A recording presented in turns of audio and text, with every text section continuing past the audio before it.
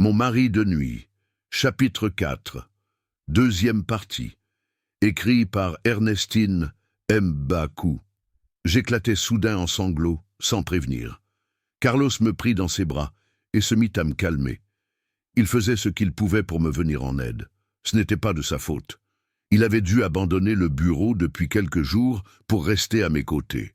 Nous étions tous les deux impuissants face à tout ce qui se passait. Nos parents étaient là. J'avais tenu à appeler mon beau-père pour le mettre au courant des derniers événements. Carlos me dit que je devrais appeler les miens. Je préférais joindre ma mère, qui me promit d'être là le plus rapidement possible. Mes beaux-parents furent les premiers à arriver. Mon beau-père me serra très fort dans ses bras. « Ma pauvre femme, ça va aller, je suis là. » Carlos les avait mis au courant pour l'interruption de grossesse. Comme souvent, ma belle-mère ne s'intéressait à rien. Elle préféra se taire et observer. Ma mère arriva accompagnée de son mari. Bien entendu, elle ne pouvait pas se déplacer sans lui.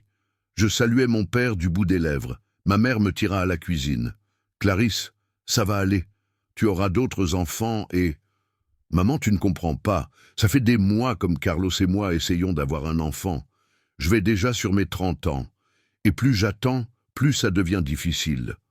Garde espoir. » Elle ne comprenant rien. « Et après, pourquoi es-tu venue avec papa ?» attaquai-je en colère. Ma mère joua à celle qui était surprise. « Mais c'est mon mari et ton père !» Je levai les yeux au ciel. « Maman, c'est toi que j'ai ramassé en 1000 morceaux pour emmener à l'hôpital plusieurs fois. Tu te rappelles? Il a changé, Clarisse. Le Seigneur est entré dans son cœur. Le zèbre ne change pas ses rayures. Papa ne peut pas changer. Il nous a abandonnés quand on avait le plus besoin de lui. C'est trop facile de faire mal aux autres et de revenir demander pardon comme si on devait tout oublier. Celui qui fait du mal doit le récolter en retour. » Ma mère secoua énergiquement la tête de gauche à droite. « On ne rend pas le mal par le mal, ma fille. »« Oh non, maman, arrête ça. Je ne tends pas l'autre joue. Surtout pas, je ne fais pas dans le social, je rends. Ma pauvre chérie, je sais que tu as tout vu et entendu. Je n'aurais pas dû te mêler dans cette guerre qui m'opposait à ton père. Je suis en partie responsable de ton attitude aujourd'hui. À cause de ça, tu as du mal à me comprendre, car je lui ai pardonné depuis longtemps. » »« Pardonner quoi, maman ? C'est mon mari et je l'aime. Il a commis d'erreurs, mais il s'est repenti. Si le Seigneur pardonne à ses enfants, qui suis-je pour ne pas le faire ? Maman, tu dois oublier Clarisse.